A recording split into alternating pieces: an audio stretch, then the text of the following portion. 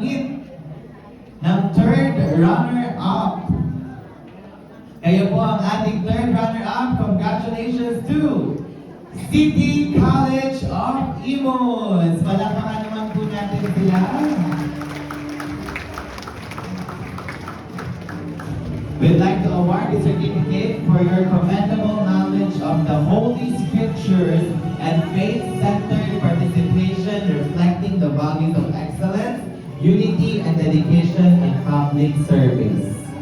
Okay po, to be claimed ang kanilang certificate. Now, let's go ahead and award the second runner-up. Palakpakan po natin, Office of the City Mayor. Congratulations po ang second runner-up. So sila po ay nagkaroon ng competition. Pwede po pala yun, no? Na ito ay Bible theme competition. So, photo op na lang po tayo. Tingin po tayo sa official photographer.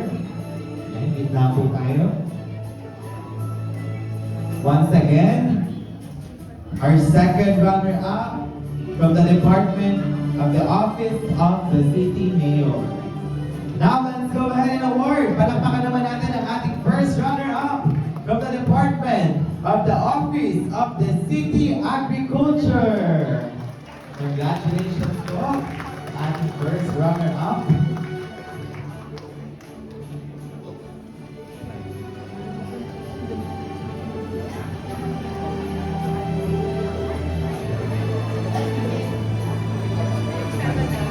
Photo op po tayo.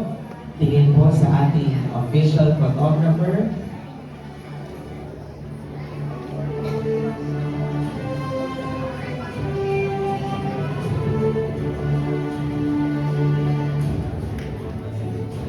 Congratulations po. And now, I don't think, pero I think ito po ay historically made dahil meron po tayong tatlong awardan sa mga naging champion ng ating Bible theme competition. Starting off, one of our champions from the Inter-Department Bible theme competition. Congratulations, Office of the City Budget Officer. Palakpakan po natin. One of our champions. Congratulations po. Ilang Bible verse kaya ang nasagot nila para maging champion? And now another